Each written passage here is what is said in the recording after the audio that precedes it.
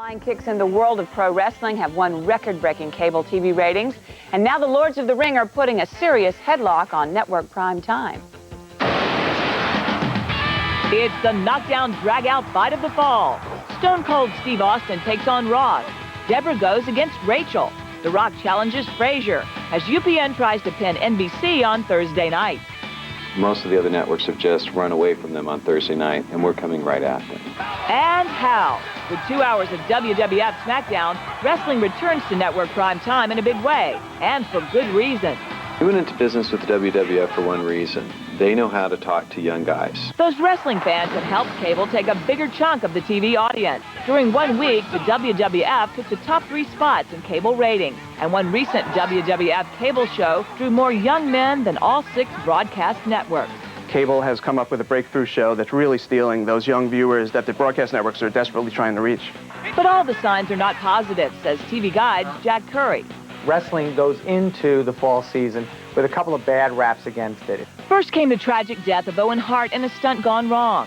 Then female favorite Sable slammed the WWF with a $110 million lawsuit that included charges of sexual harassment. With that added to its caricatures of violence in women, parents may have serious questions. Is it the same as the cable wrestling events where you've got girls in scanty clothes, the middle fingers are being extended, some language is getting rough?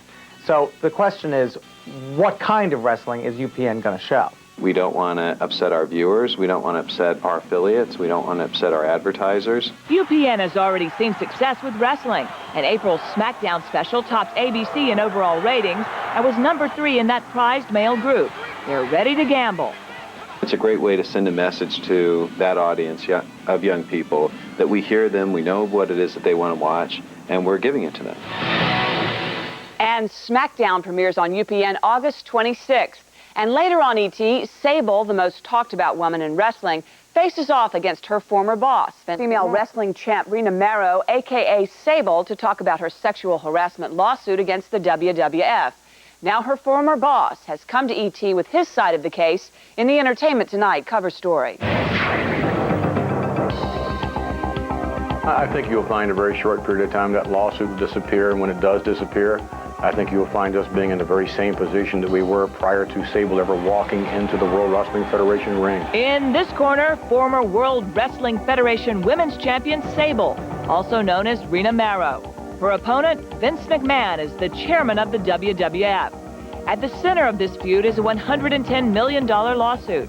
Last week, Marrow told ET details of her claims of sexual harassment and physical threats. On several occasions, I was physically threatened by not one, but many of the other female wrestlers, even to the extent of one of the wrestlers telling me that they were going to bite a hole in my face and disfigure me so I would not have any career. The last time I was a part of the World Wrestling Federation was the day that I picked up my belongings and they were smeared with human feces. That, to me, was the last straw. But McMahon maintains the charges are unfounded.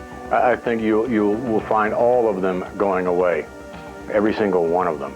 And you'll also find at the end of all of this, the World Wrestling Federation would not have spent $1. So you're saying she's going to drop the lawsuit? Is that what That's what I'm saying. E.T. went straight to those who currently work for McMahon to find out what they think of these allegations. They all say Sable's story is a case of a disgruntled employee who believed her own hype. Well, Rena Marrow's filing suit. Sable's not filing suit. Sable was a character that Vince McMahon built and that Rena Marrow rode the wave of. Are we still talking about her? You're probably putting a big smile on her face right now, because I think that's the only reason why she's doing all of this is to keep her name in the press.